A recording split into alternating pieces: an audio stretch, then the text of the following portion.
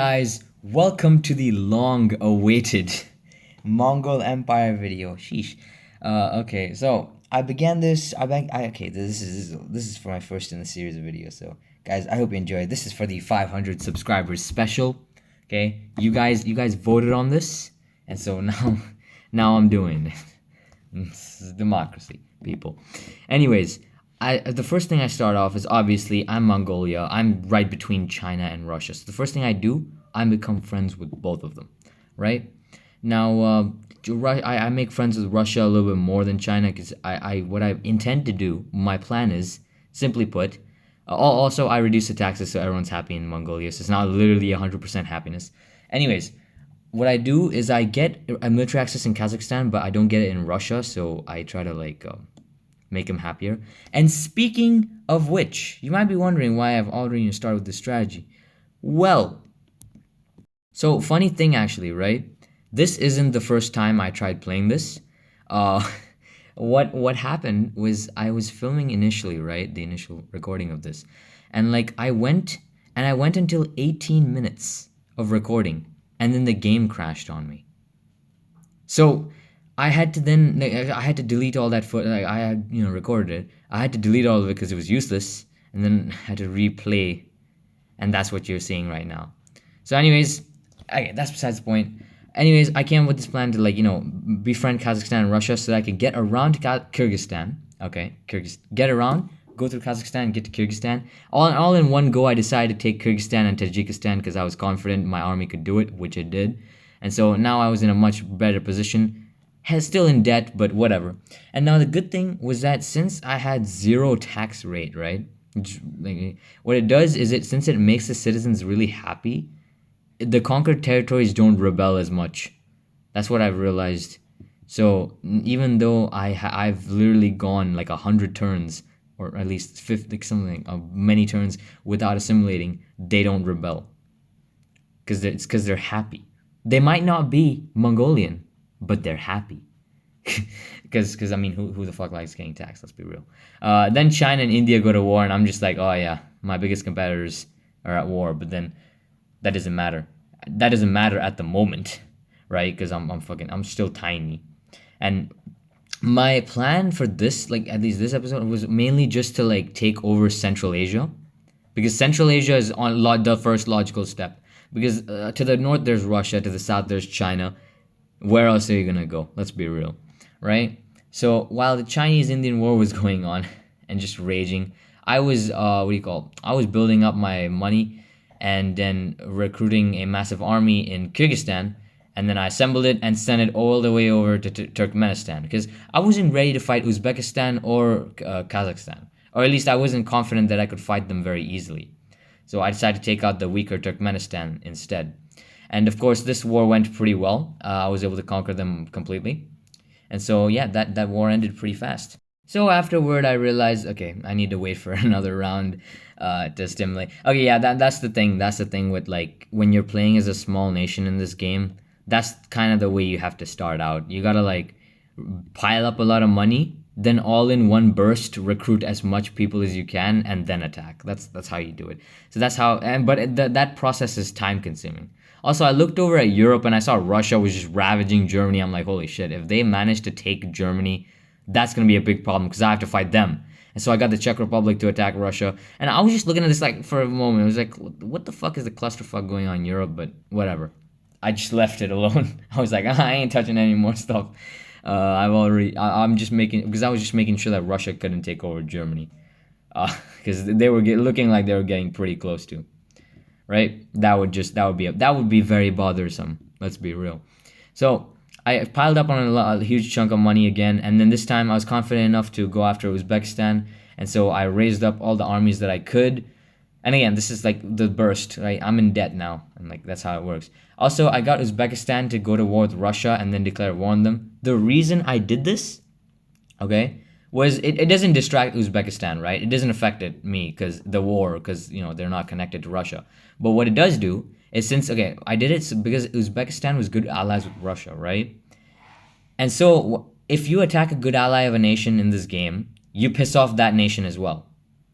So I would have pissed off Russia if I just attacked them head on. So what I did was I got Russia to go to war with Uzbekistan so that I could attack Uzbekistan, and then Russia's better allies with me now, which is much more advantageous. Okay, so that's why I did that. Anyways, after taking over Uzbekistan, I looked around me and like, okay, I know the scene's over, but I looked around me and I realized that like Kazakhstan was now invading China alongside India, and so I was a little bit concerned. But I was worried, but like, China's pretty strong, so they can literally hold up against both Kazakhstan and India. I mean, it's that powerful in this game. Let's be real. Okay, so I just kind of, I mean, anyways, there wasn't much I could do about it. See, because at the time I contemplated just like, I don't know, just going in for a strike into China, just attacking, taking advantage of the situation. But then I was like, no, I'm gonna be wiser. I will be, smarter than that, and not go and do such a reckless thing, right? So then I looked around me and okay, I was just looking at the population map mode for a while, and then I looking at the population map mode, I decided to recruit, because like Mongolia in actuality is like, I think, the least populated, like the least densely populated country in the world. So the most sparsely populated country in the world. So what I did was I recruited 14,000 people, got military access through Russia, which they allowed me, and I sent them all the way over to North Korea. Because I was checking North Korea out earlier, and they looked pretty weak after that war with Vietnam. And so I just basically attacked North Korea quickly, and I just quickly took them over, started taking out their land, and I just quickly took them over. I couldn't do anything. And I got these weird border gore as a result of it. And so yeah, I assimilated that land and quickly, and now I had a border with Vietnam and Japan, which is pretty weird. Meanwhile, I look over at China, I'm just seeing Bangladesh even joining in on the invasion. I was like, what is going on, bro? But that didn't concern me. I went and decided to just go attack Macau because it was a part of my territories that I needed. And I decided to just leave a few troops there in case anyone decided to attack it, which is not normally something I do. I don't usually put troops to just like guard places. But then all of a sudden Japan attacks me. And so what I did was I got Vietnam to attack them right back. And I was like, okay, Vietnam, go, fight them. And then Vietnam starts losing territory. I'm like, oh shit, come on, man, fucking fight back. And then Japan starts taking North Korea. I'm like, ah shit. And then they just start fucking beating my ass, literally beating my ass. And like, I try to make a peace deal, like a faint peace deal to get it back, but of course that doesn't work. So now I realize, I'm like, ah shit, I'm stuck at war with Japan. And I don't want to, just get like any other nation, like Russia, for example, to go to war with Japan and liberate my territories, because who knows what that would lead to. That might lead to a worse outcome. Then my territories came back to me because Vietnam gave them back, but then I lost them almost immediately because, I mean, come on, bro. Like, at this stage, I was literally nothing compared to Japan. Then Vietnam started pushing back, and I got back some of the territory, and I quickly stationed troops. And then, since I had a lot of money, I was able to recruit. And then I also tried to advance in. I thought Japan was losing, but then they just quickly destroy my troops. So what I do then immediately is I try to make a peace deal, but that doesn't work. And so then I realized it's not a good idea to start offensive operations right now. And I used the time to I pulled back initially to consolidate, and then I push, but then it doesn't work. So, like, I basically tried doing what I did with France when I was doing the German Confederation video. So, this ended up in just a back and forth with Japan, and then I realized it's hopeless, and I instead decided to take a more defensive strategy, and I just made castles, made two fortresses, and I think I made it just like a castle. I didn't upgrade it to level 2. But I held off Japan, and just like that, we basically managed to survive a Japanese invasion. We didn't take any extra territory, but we didn't lose any territory. And honestly, considering my strength as Mongolia, that's a win. That's literally a win. Anyways, I sent those troops. I think I think I disbanded those troops. Anyways, I decided to immediately invade Afghanistan right after all that, and I sent the troops in. Little did I know that this invasion wouldn't go as well as it wouldn't go as well as I'd hoped. Now, initially, it went amazing, right? It was like all going good, and I was like, okay, this is gonna be easy. Then they pushed back with like this massive force, and then now I find myself running out of troops, like running very thin on troops. And I'm just like, ah, shit, what am I gonna do? And then they start doing that thing where like they start doing the annoying ass thing where they spread out, and this, oh, it just pisses me off. And then I take back the territories, like I try to, but then I was like, you know what, no, make peace right now. And then I make peace, and then we get this border gore, which, like, what the hell even is this? I'm confused as well. Okay, if you guys are confused, I was as well. But I was like, you know what? I took more provinces of theirs than they took of mine. Let's be real. It was a weird trade, but it was a trade nonetheless, and it was a good one. Positive trades. So I was content with that. I'm like, you know what? I can live with that. I can live with just taking a chunk out of Afghanistan and giving a chunk of me to them. So that was there. So then I decided to look at my attention on the Caucasus, right? And so I look over at Georgia, and then I decide to just build a port in Turkmenistan, and then pile up my money and go attack Georgia. And I saw Bulgaria invading Iran, and I thought it was Azerbaijan, but I don't know, it's just the colors, the colors mixed me up. Anyways, I raised an army in Uzbekistan slash Turkmenistan to go and then prepare to invade Georgia. So I asked Russia for what do you call it? Military access, and then they let me have it. Now here's the thing. Okay, I split up my troops. I prepared to invade Georgia, but Georgia was good allies with Russia. So I tried to do the same thing I did with previously with, I think, Uzbekistan, and got Georgia to attack Russia. But the problem was they defended against me. And then, by that time, Russia managed to take Tbilisi, I don't know, the capital of Georgia, basically. And then the Russians annexed it. So I was left with just this chunk of Georgia, which is most of the country. But again, the strategy that I had in mind didn't work out as well as I hoped. Right? I would have just rather hoped the Russians not to gain anything.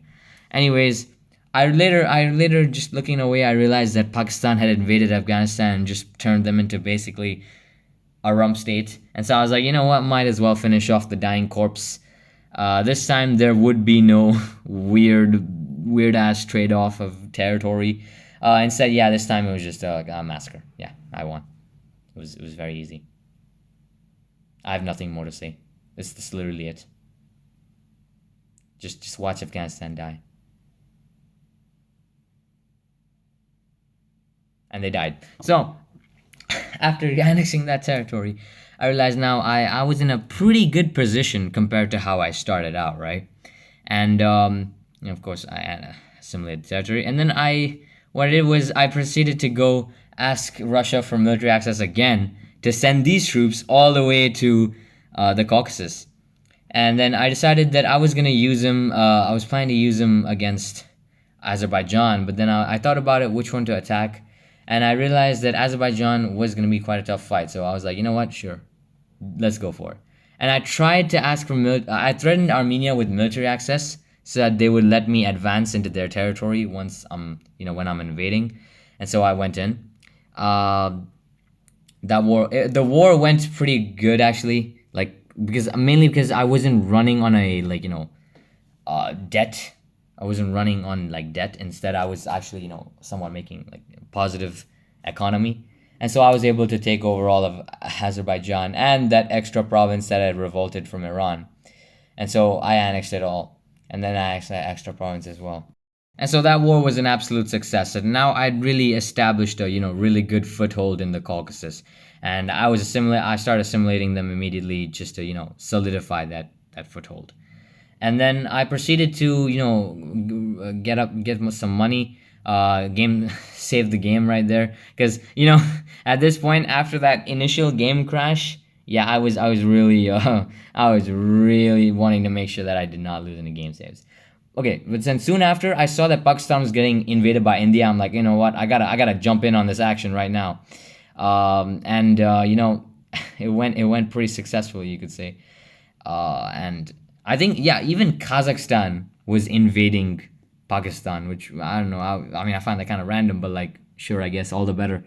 Um, and so I basically exploited the situation and then invaded.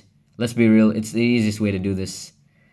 I mean, and also I did not trigger the war myself, so that's just that. Okay, that's the AI doing it. It's literally the AI, right? So I invaded and seized all of Pakistan, 100% of territories, but Kazakhstan let go of Pakistan. Okay, now little did I know they'd actually puppeted the country, and so now I was at war with Kazakhstan. I'm like, oh shit. I literally froze. I'm like, oh shit, I'm fucked. So I quickly made peace. And luckily, they freaking accepted. I was like, so terrified. Like, you see me. I was checking out my army. I'm like, I'm not gonna live. But I did. They made peace. Bro, if Kazakhstan invaded me right then and there, listen, I was technically stronger than them. Like, stats wise. But if Kazakhstan invaded me, I would have been messed up. But then Iran invades me anyways. So I'm like, okay, let's do this. You want to dance? Let's dance. And so I start bringing over my troops from Pakistan because I didn't really want to like disband them all. I took a massive loan out and proceeded to start recruiting troops all along the Iranian border. Uh, they managed to push quite hard into, like, because I had just annexed this territory from Pakistan. I could not recruit anything from there, but the places that I could recruit from, I held up pretty well. And so, especially in like Turkmenistan, it was roughly equal, but because I had that fortress there, and because I had assimilated it, I was good.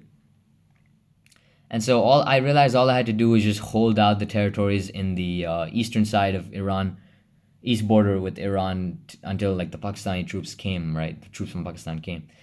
So I realized that, okay, this is just and then at some point I was like, okay, this is going nowhere, and then I made peace. I was like, I vowed to just return one day. I'm like, I will come back.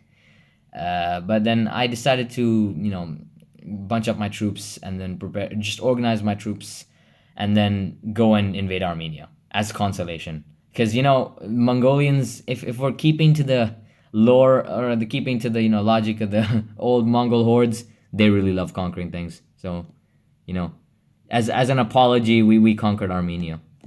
And so Armenia was completely taken over. And so now we had complete control of the Caucasus, except for Russia and that one slice of the what do you call it? Black Sea coast that was controlled by Bulgaria, actually. And so I started assimilating the territories that were left over. I wanted to make sure it was done with, because funny enough, I'd forgotten to assimilate them. And later I realized Kazakhstan was invading deep into China. And then I realized I'm a little bit stronger now. I'm earning 10,000 per turn. And so I looked over at what Pakistan had. They were pretty weak, so I put some troops there to fight. Then I looked over at, I made sure I assimilated again. I was assimilating everything. I checked for diseases, but yeah, no, there was nothing. And so now I looked over at my troops, and I went a couple turns, made a lot of money. And then I look over at Kazakhstan, and then I start building up troops.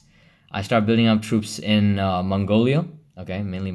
Thing was though, Mongolia was a little bit tricky because I had to like find out exactly where the population was. Because again, as I said earlier, sparsely populated country, so you need to literally find recruits. I can imagine that job is like, I haven't seen a the recruiter just going like, I haven't seen a person in 3 kilometers.